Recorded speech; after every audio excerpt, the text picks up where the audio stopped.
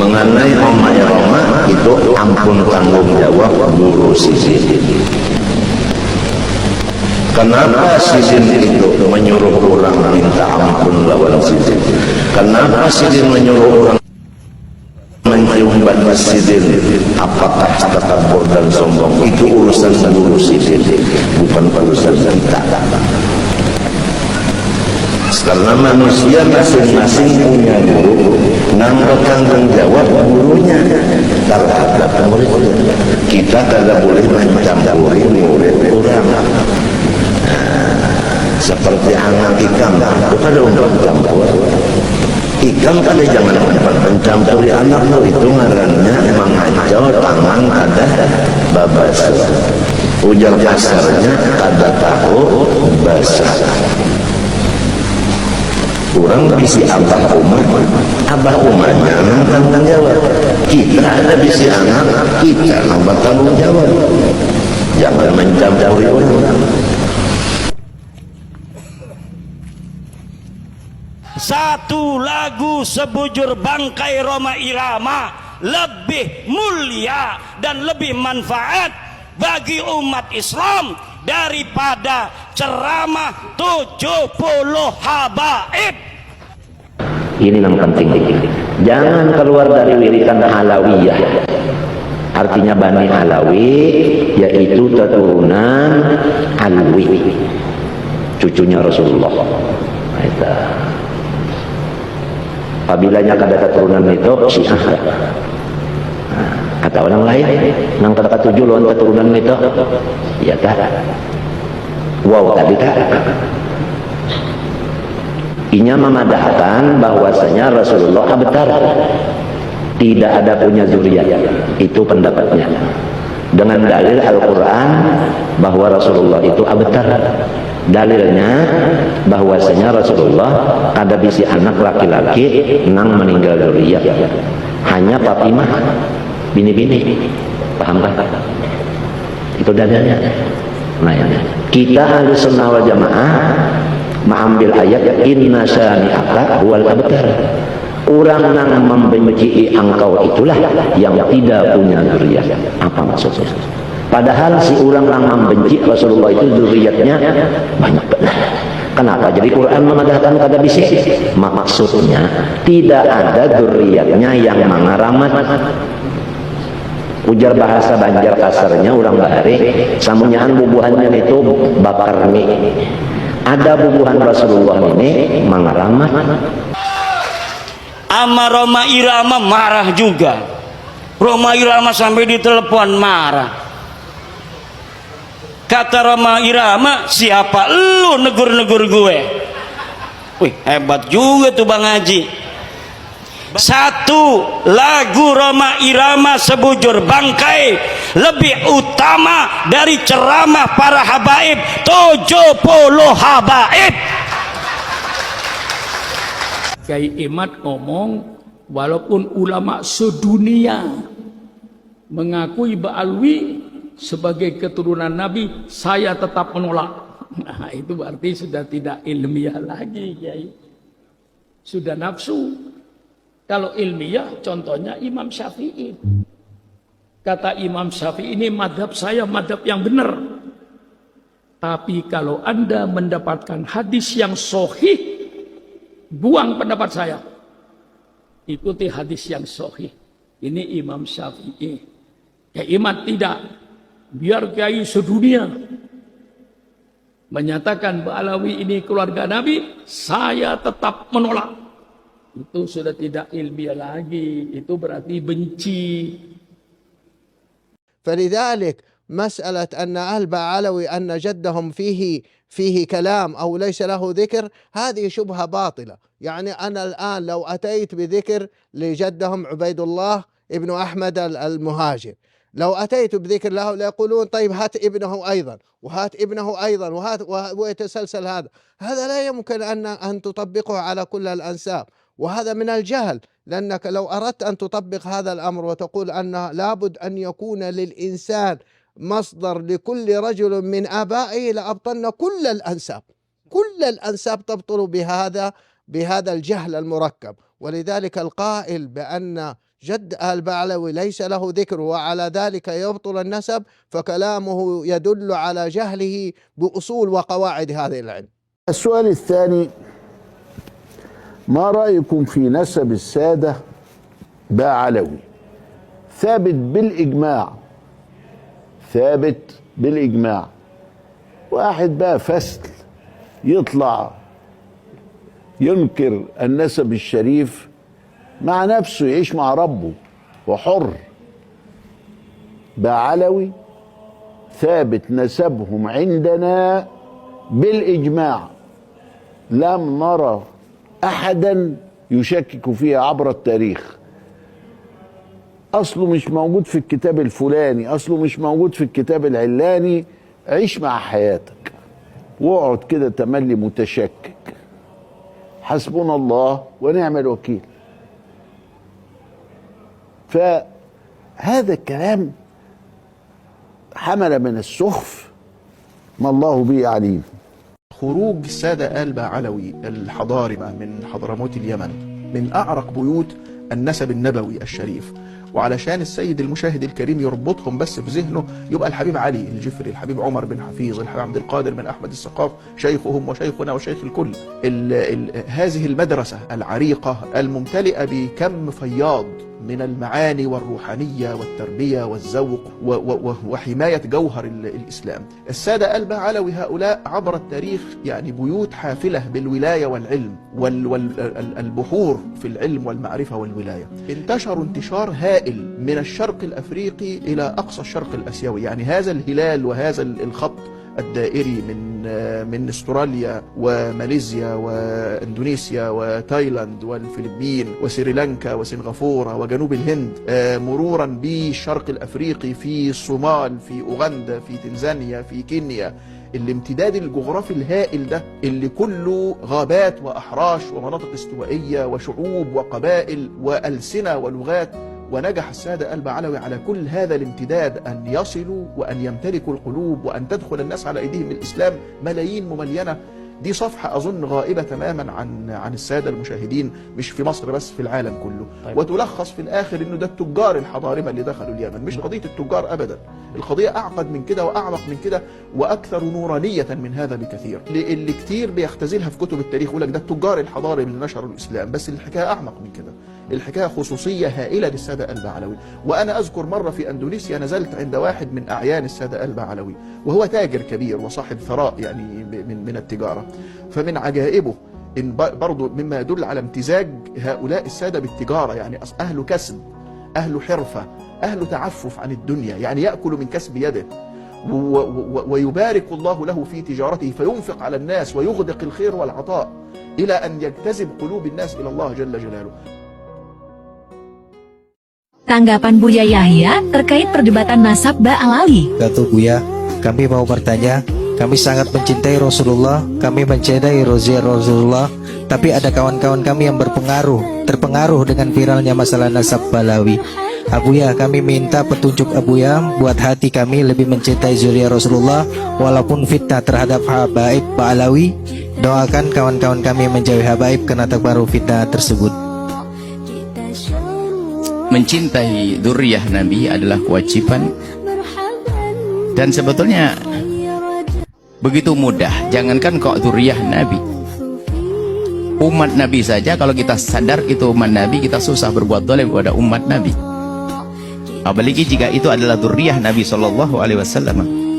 Ada masalah dzurriyyah Nabi, dikatakan al-mu'minuna musaddaquna bi ansabihim. Ulama mengatakan sekelompok orang itu kalau sudah mengatakan nasabnya kepada orang tuanya dipercaya. Anda jangan suka ngotak-ngatik siapapun,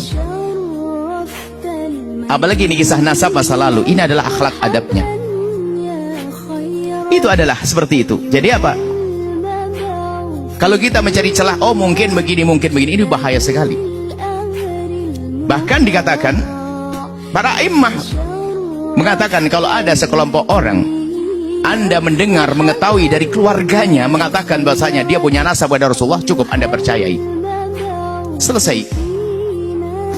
Dan itu tidak harus sampai derajat 100%. Karena 100% itu gimana sih mempercayai nasab 100%? Kecuali Anda lihat waktu hubungan suami istrinya, waktu kelahirannya. Semua orang kalau bicara tentang mungkin, naudzubillah, itu bahaya sekali. Mungkin dia istrinya keluar sama laki-laki lain, mungkin naudzubillah. Bahaya orang utaati nasab itu. Ini secara umum segala nasab. Kalau satu kelompok yang menisbatkan bahasanya dia punya nasab kepada orang tertentu, Anda tidak berhak untuk otak-atik. Ini siapapun nasab ke siapapun, apalagi kepada baginda Nabi SAW. Kalau sudah nasab di atas, gak ada istilahnya 100%, makna 100%. Apa sih makna 100%? Musaddaqun, dipercaya. Saya sekolah ini, sebuah keluarga mengatakan saya punya nasab kepada Sayyidina Abu Bakar Siddiq. Alhamdulillah. Saya benar Rasulullah. Oke. Sampai di sini. Adapun terjadinya perdebatan, wallah alam, saya tidak ingin masuk ke dalamnya. Sebab karena namanya berdebatan itu biasanya yang tulus-tulus, yang nggak tulus, wallah alam, saya tidak ikut ke sana. Yang jelas kami ini rambu-rambu, ini dimanapun. Kalau Anda pergi ke negeri manapun, jika ada sekelompok atau keluarga yang sudah masyhur di tempat tersebut, lalu mengatakan saya punya nasab kepada sana, musaddaquna bi ansabi, cukup sampai di situ. Ini ilmunya. Adapun masalah urusan-urusan menentukan menetapkan nasab dengan selain daripada ini namanya istifadhah. Di kampung itu sudah didengar ini nasabnya ke sana, selesai. Ada masalah yang lain-lainnya, Anda tidak masalah qiyafah, masalah DNA dan sebagainya. Itu bisa saja digunakan, tapi dalam keadaan tertentu. Ada pada zaman dulu namanya qiyafah. Mungkin zaman sekarang ada DNA misalnya. DNA itu memang ilmiah, tepat, benar. Tentunya dengan catatan yang menjalankan orangnya jujur, tidak akan dirubah. Ada itu. Tapi itu kapan diberlakukan? Para ulama memberlakukan hal-hal seperti qiyafah itu misalnya di antara persengketaan. Contoh, ada dua orang melahirkan, bibi bu, ditaruh di tempat bayi. Rupanya susternya lupa, ketuker, sama-sama putih. Aduh kacau nih, anak yang mana ini? Ketuker. Akhirnya semuanya pengen anakku yang mana? Untuk ngetes pakai DNA supaya ketahuan mana anaknya. Atau orang direbutkan nasabnya, ini direbut nasabnya ini di sini. Kira-kira menetapkan nasabnya siapa? Bukan ngotak-atik nasab yang sudah ada, bukan. DNA adalah masalah ilmiah, jangan diingkari, itu masalah ilmiah. Cuman untuk apa ya? Di dalam dunia syariat ada namanya pernikahan yang sah. Selagi pernikahan sah sudah cukup. Bahkan kalau ada orang datang, ini adalah anakku, nggak usah kita punya kapan nikah, istrimu siapa, nggak perlu. Cukup dimatakan ini anakku, kita percaya, selesai. Selagi akal tidak mengingkarinya. Misalnya ada orang ngaku itu anakku, dia lebih tua, kan bohong. Sederhana sebetulnya. Makanya perdebatan yang panjang itu bagi kami adalah unik. Ngapain harus macam itu? Dari dua belah pihak kan sampaikan, diam, sudah selesai, jangan dibahas. Umat jadi bingung. Dan saya tidak mengerti apakah omongan kami nanti dibilang, terserah Anda mau bilang saya tidak mengerti dan sebagainya. Saya bukan urusan dengan Anda yang mengatakan saya tidak mengerti. Akan tapi saya punya kewajiban bahwasanya, jika Anda mengatakan bahwasanya saya ada anaknya keluarga itu, saya cukup percaya, tidak usah saya cari manakah aktemu, tidak perlu.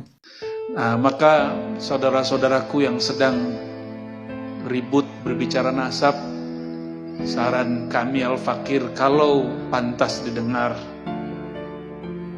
Wali Songo dan zuriatnya adalah zuriat Nabi Sallallahu Alaihi Wasallam. Sadah Ba'alawi yang nama-nama mereka tertulis dalam Rabithah Alawiyah pun juga zuriat Nabi Sallallahu Alaihi Wasallam.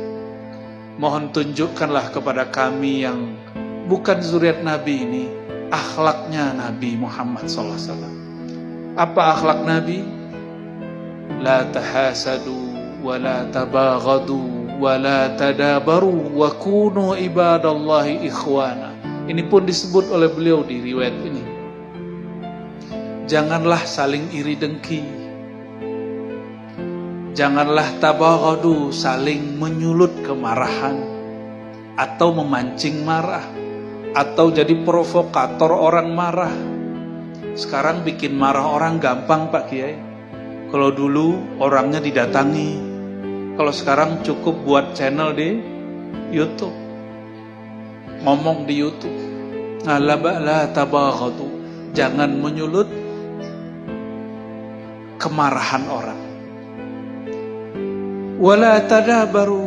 Ini wala tadabaru, jangan saling membuang muka. Apa kata Sidi Ahmad Rifai, zuriat Nabi SAW? Nama beliau juga nggak tertulis di Rabithah Alawiyah. Dan zuriatnya banyak. Saya ketemu di Banjar, ketemu di Bandung, dan mereka nggak marah namanya nggak ditulis di Rabithah Alawiyah.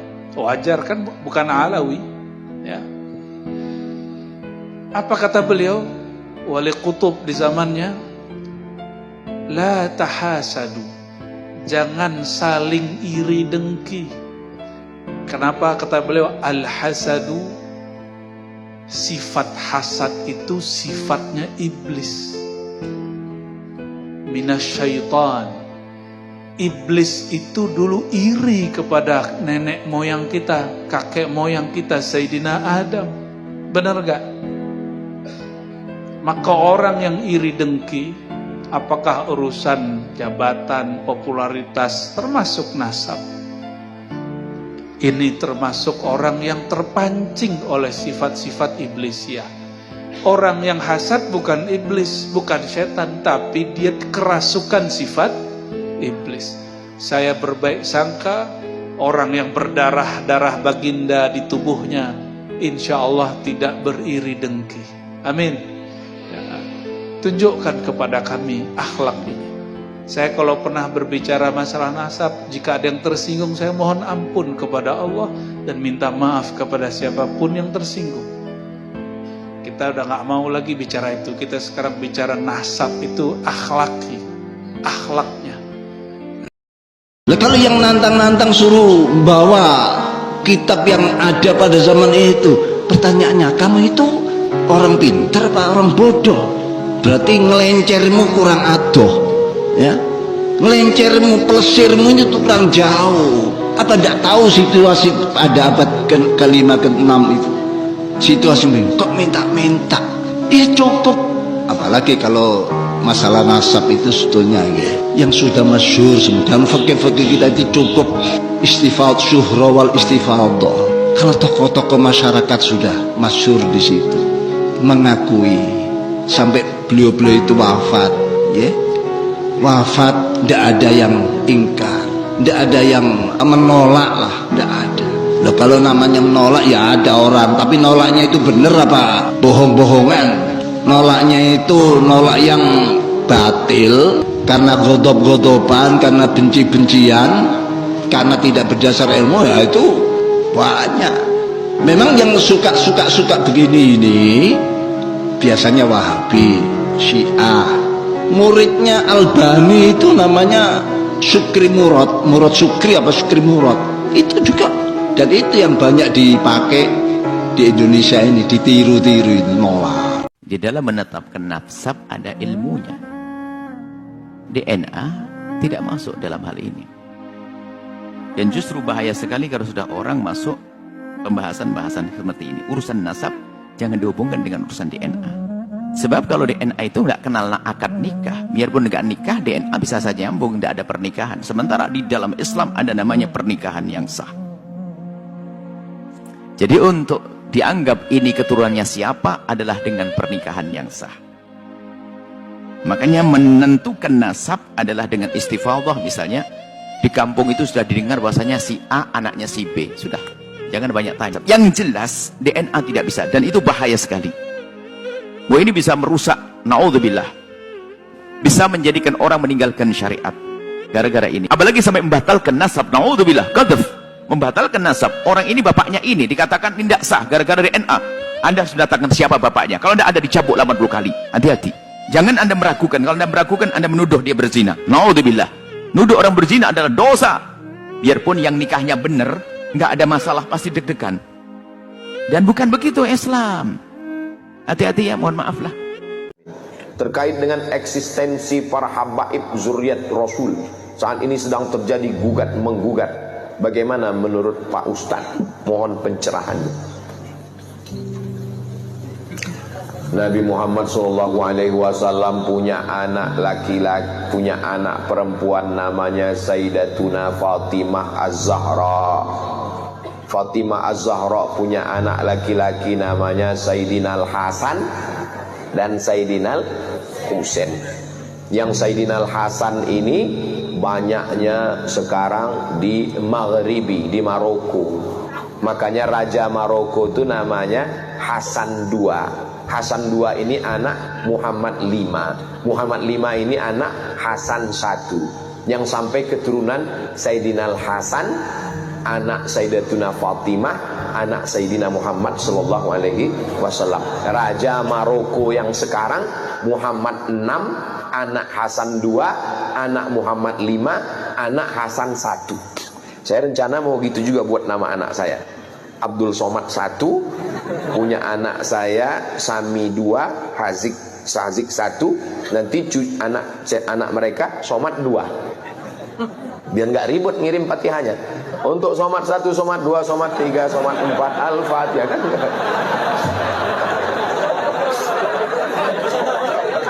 Daripada ribut ngingat kan. Mereka tidak dipanggil Habib karena keturunan Sayyidina Hasan. Yang keturunan Sayyidina Husain setelah Habib Umar bin Abdurrahman Al-Attas, Ratib Al-Attas, itulah orang pertama yang dipanggil Habib. Habib artinya orang yang aku cinta. Ya Habibi, orang yang ku cinta. Jadi kalau ada nanya, Ustaz Somad, di Maroko ada Habib? Pertanyaannya, di Maroko ada keturunan Rasulullah? Ada, tapi dari jalur keturunan Hasan. Nanti adik-adik sampai ke Maroko, mampir ke Masjid Hasan II di ibu kota Maroko, Casablanca, di tepi laut Samudra Atlantik. Saya waktu berdiri di depan pintu Masjid Hasan II, pas mau masuk 5 menit nggak dikasih masuk. Pas mau masuk ditanya sama penjaganya, anta muslim? Ragu dia, saya Islam. Disangkanya saya turis dari Korea. Saya keluarkan kartu pelajar saya. Ana muslim, ismi Abdul Samad, ana talib fi Daril Hadis Al-Hasaniyah. Saya muslim dari Indonesia. Tafadhal. Lama saya termenung.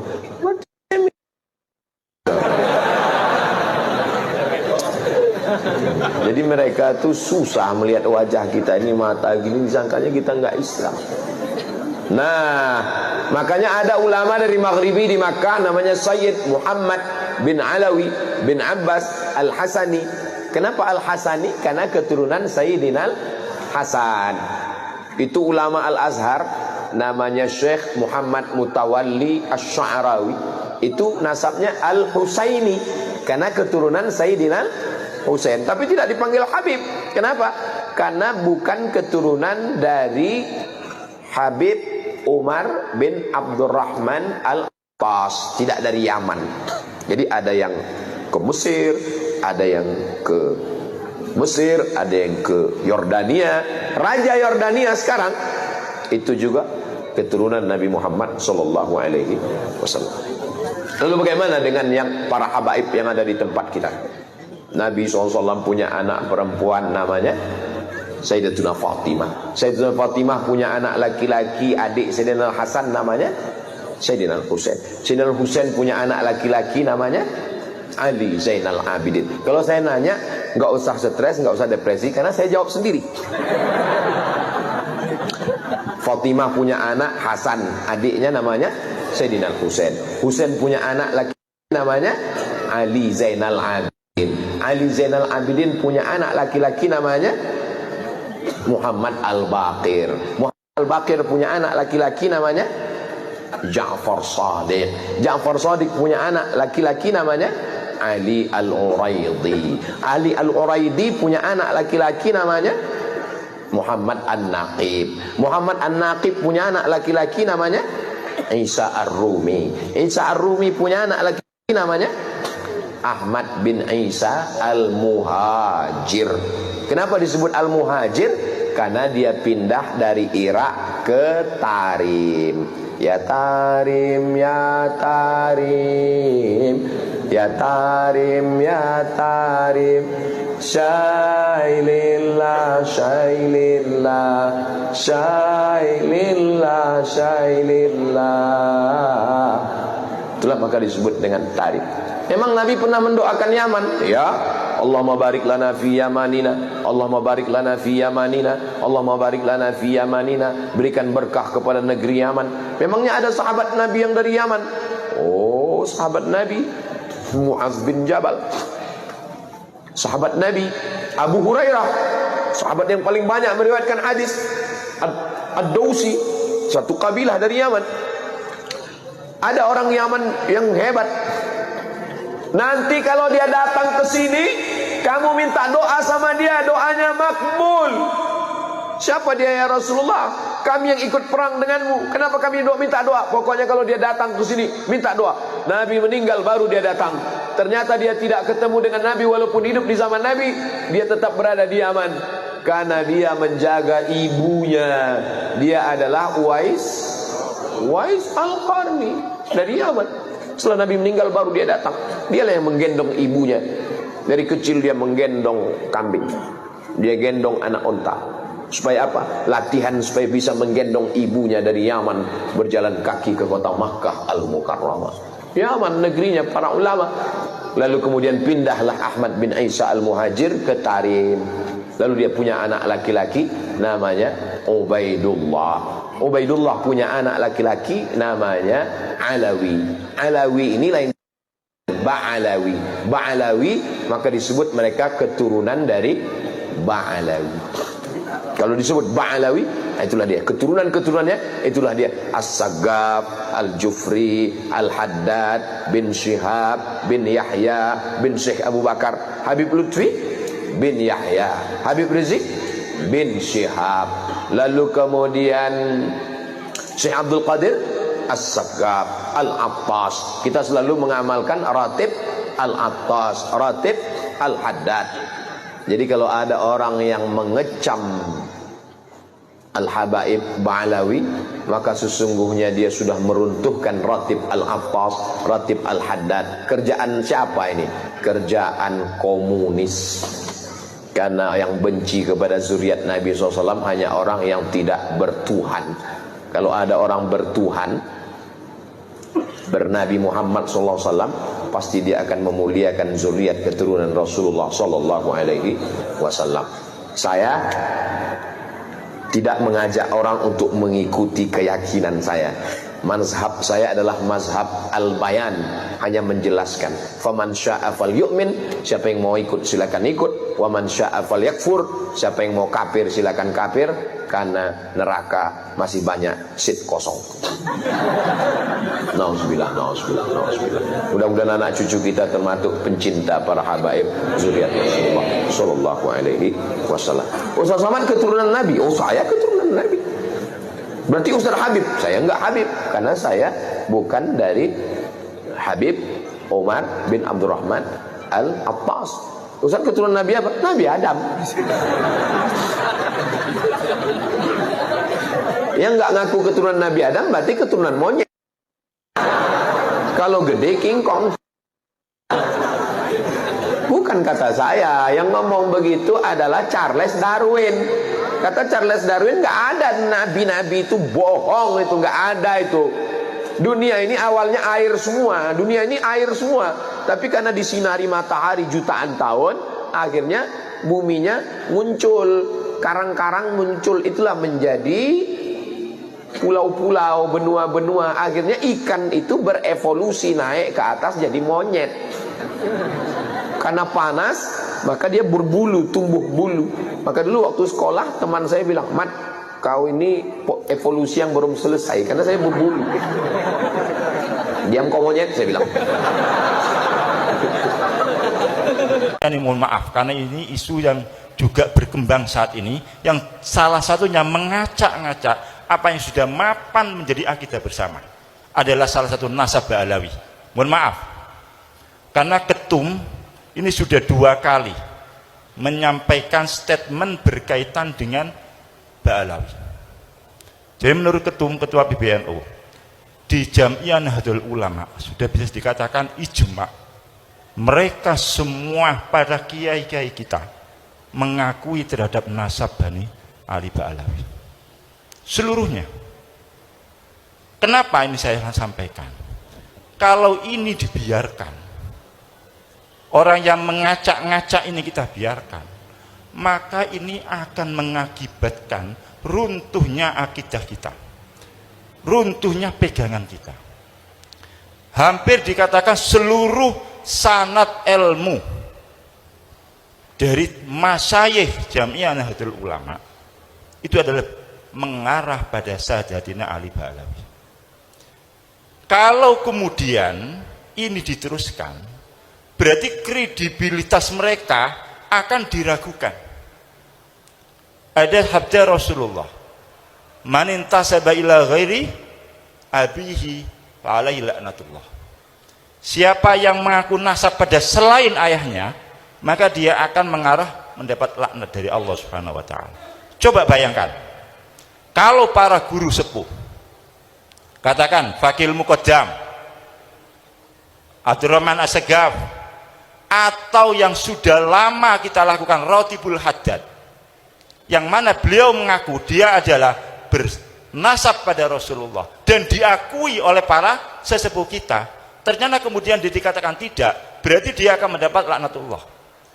Kalau itu kita percayai, yang baru-baru ini, yang anyar-anyaran ini, itu kita percayai, berarti kita akan melecehkan Kiai Hamid, akan melecehkan Kiai Nawawi Sidogiri, akan melecehkan seluruh kiai-kiai kita seluruhnya, termasuk Mbah Mun. Kemudian bagaimana dengan ilmu yang kita, kalau mereka kita lecehkan satu saja, berarti kita anggap mereka orang pembohong. Itu adalah suatu pelecehan yang sangat sekali.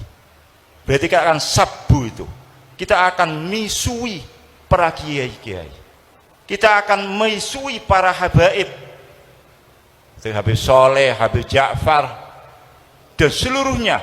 Bahkan kita akan misui Abdullah Al-Haddad sendiri yang rotibnya kita pakai. Kita akan misui Habib Ali Al-Habsyi, simtuduronnya yang kita pakai. Kita akan misui Habib Abdul Qadir yang membawa rutinan khatmul Quran yang jenengan pakai itu, ada Ramadan itu tradisi Siwun, itu bukan tradisi Amerika, itu tradisi Siwun. Kalau di Hadramit di Tarim tidak ada, di Siwun yang ada tradisi seperti itu. Itu yang membawa Habib Abdul Qadir. Apakah mereka kita tuduh mereka bohong? Kalau kita tuduh mereka bohong karena dia mengaku, kalau kita mengikuti pendapat yang sekarang lagi diviralkan itu, maka kita akan mengatakan dia bohong. Kiai-kiai kita berarti juga kita katakan kiai bohong. Berarti kredibilitas NU-nya sendiri akan turun. Terang, kami pernah dulu gara-gara ada orang mengatakan Mbah Hasyim itu salah dalam menetapkan NU harus mengikuti mazhab 4. Ini berarti kan juga sama, orang ini akan merusak tatanan NU. Maka kami dibentuk tim. Waktu itu masih ada Kiai Ghafur, masih ada Kiai Ja'far Shadiq. Saya diminta untuk menjadi tim untuk melawan ini. Ya sama sekarang ini, cuman ini dia arah yang lain. Maka saya sangat sependapat dengan Rois Surya Kendal yang statement, kalau ini dibiarkan itu akan merusak pada sendi-sendi Jamiah Nahdlatul Ulama. Ketum sudah 2 kali ini statement keras sekali dalam menyikapi permasalahan ini. Oleh karena itu kami mohon seluruh warga Jamiah Nahdlatul Ulama, sudahlah, mari kita kembali fasallim li ahlillah. Kiai Hamid, Habib Soleh, Kiai Ahmad Jufri, Kiai Nawawi itu ahlullah semuanya. Kita jangan mengedepankan akal yang cuma pijak, ya, akal yang sedikit, tahunya cuma 1 kitab 2 kitab, ngomongnya kayak macam-macam. Kita serahkan pada ahlillah. Kita nggak tahu dalilnya istighosa itu bagaimana. Kita nggak tahu dalilnya manakipan itu benar atau tidak. Kita tidak tahu dalilnya tahlilan itu benar atau tidak. Nah, tapi kita ngikuti aja lah, karena ini adalah amalan-alaman para as-salafun soleh, termasuk dalam hal ini. Walaupun kalau saumpamalah kita menjadi orang yang terbuka mata kita tidak usah terlalu jauh mikir dalil dan sebagainya, kitab dan sebagainya.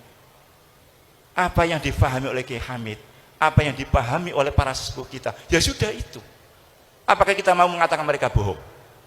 Apakah kita mau mengatakan para sesepuh-sepuh kita bohong? Apakah kita mau mengatakan Habib Lutfi itu bohong? Bagi orang-orang yang katanya torekot itu. Nah, itu. Mau nggak? Berani nggak kita mengatakan menuduh Habib Lutfi itu bohong? Atau kita mengatakan Bamun itu bohong? Atau Sayyid Muhammad Alwi, Musnidul Ummah, itu bohong? Karena mengakui terhadap nasabnya Abdullah Al-Haddad, mengakui nasabnya Ba'alawi. Ini yang menjadi bagian dari apa yang diperjuangkan oleh Jamiah Nahdlatul Ulama. Jadi riayatul ummah itu bermacam-macam, termasuk bagaimana kita menjaga tradisi-tradisi kita, baik berakidah, kemudian syariah dan sebagainya. Walaupun yang saya masuk akidah ini bukan akidah yang berkaitan dengan uluhiyah dan sebagainya, cuman pemahaman yang sudah baku yang kita terima dari para sesepuh-sesepuh kita. Inilah termasuk bagian dari Jamiah Nahdlatul Ulama. Oleh karena terus terang, apa yang terjadi beberapa waktu yang lalu, kemudian saya membuat statement untuk saya meminta logo itu dihilangkan, itu saya dapat teguran dari PB.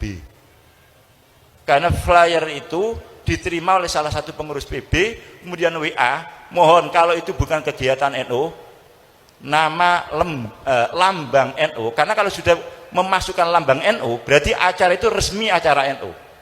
Kalau acara itu resmi acara NU, tidak boleh bertentangan. Berarti statement ketum sudah jelas.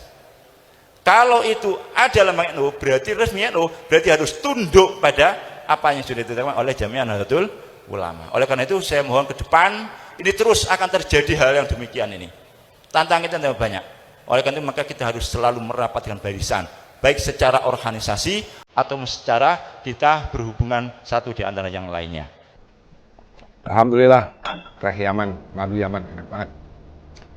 Jadi begini, kita tadi sampai pada sebuah pemikiran yang cukup, menurut saya cukup kritis dan cukup terjal, berbahaya, karena kita yang di Indonesia ini sedikit menafikan bahwa Habib-Habib di Indonesia ini atau syarif dan said seluruh dunia itu jika dinisbatkan semuanya bin-binnya, nasabnya itu pasti bonggolnya, tokoh besarnya adalah Sayyidina Hasan dan Sayyidina Husain. Which is Sayyidina Hasan namanya bin Sayyidina Ali bin Abi Thalib. Sayyidina Husain pun juga sama namanya. Akhirnya mereka ke bin Sayyidina Husain bin Sayyidina Ali. Tapi kenapa mereka selalu harus disamakan dengan sosok Nabi besar Nabi Muhammad SAW? Ya memang cucunya, memang iyalah. Memang iya, seperti saya bilang tadi, semisal Safia Ahmad ini dinikahi oleh seorang Asegaf, semisal ini ya, semisal. Ya tentunya anak-anaknya Safia dan anak-anaknya Asegaf ini tentunya karakternya harusnya lebih ke bapaknya, suaminya Safia, harusnya ya. Karena kan ini mereka binnya ke Asegaf. Meskipun mereka cucu-cucu saya juga gitu. Jangan nanti semua anak cucunya Safia selalu dibilang bahwa itu anaknya Ahmad Dhani. Padahal dari bin, seandainya ini kan, seandainya berhayal, seandainya misal umpama Safia menikah dengan seorang Asegaf, ya harusnya ya dinisbatkannya, dinasabkannya kepada suaminya Safia.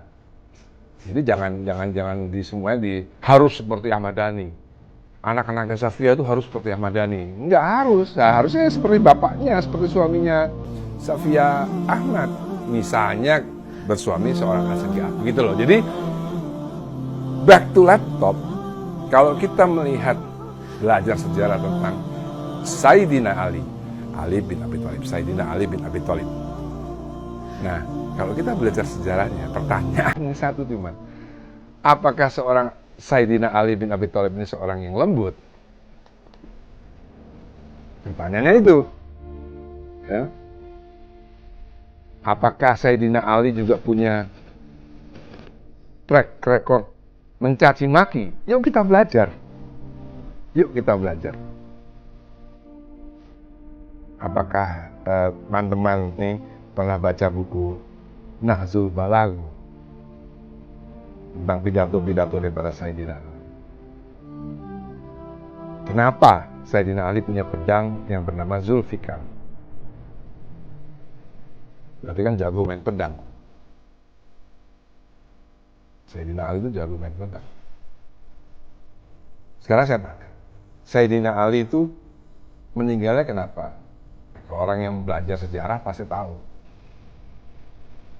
Sayyidina Ali itu dibunuh oleh orang yang bernama Ibnu Muljam, oleh seorang muslim juga. Sayyidina Hasan itu diracun oleh istrinya yang waktu itu menjadi komparador daripada rezim yang berkuasa saat itu. Siapa rezim yang berkuasa saat itu? Silahkan Google. Karena kalau dijelasin di sini lama lagi ya. Sayyidina Husain bin Ali, Sayyidina Husain bin Sayyidina Ali bin Abi Thalib, wafatnya dipenggal kepalanya. Kepalanya dipenggal, badannya ditinggal,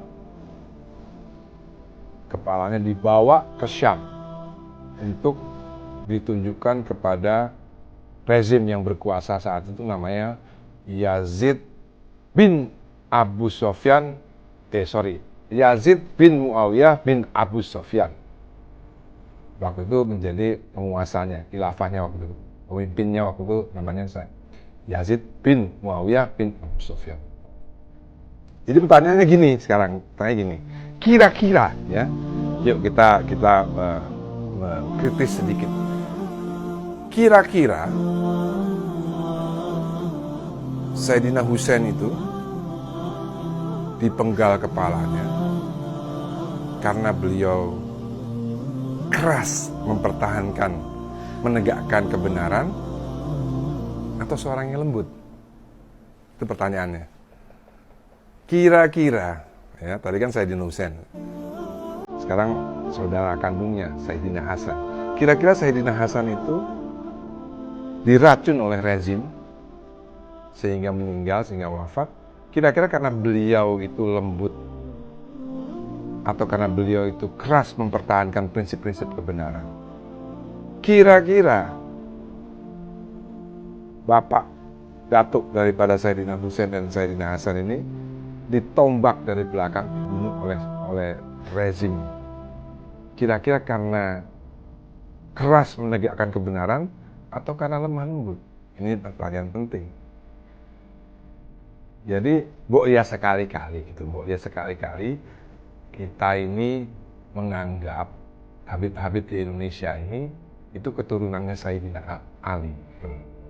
Karena toh kalau kita bicara bin sampainya semuanya pada dua tokoh besar, bin Sayyidina Husain, bin Sayyidina Hasan, yang dua-duanya adalah bin Ali bin Abi Thalib. Nah ya, ini argumentasi, ini argumentasi. Silahkan dibalas dengan argumentasi juga. Nah kira-kira nih ya, kira-kira Ahmad Dhani dipenjara oleh rezim. Itu kira-kira karena Ahmad Dhani itu lemah lembut atau karena Ahmad Dhani itu benar-benar mempunyai prinsip-prinsip kebenaran? Nah jadi itu yang penting benar. Jangan keluar itikad tauhid dari Asy'ariyah Maturidiyah. Pahamkah? Dan tasawuf jangan keluar dari Junaidiyah.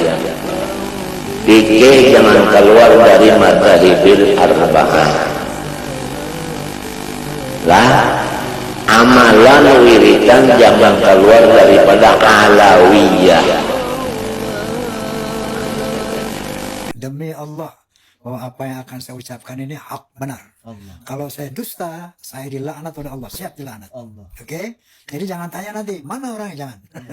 Saya akan nyatakan bahwa ada seorang Habib bertelepon kepada saya satu hari. Ini Karena belum 1 tahun ya, mungkin belum beberapa bulan ini. Baru beberapa bulan aja. Ketika kasus ini mulai muncul. Bang Haji, assalamualaikum. Waalaikumsalam. Ente tuh habaib. Ente tuh Habib ini. Ente mesti datang ke Rabitoh, ya, harus terima sertifikat. So dia bilang kalau nggak salah hari Senin ente ke sana Bang Haji.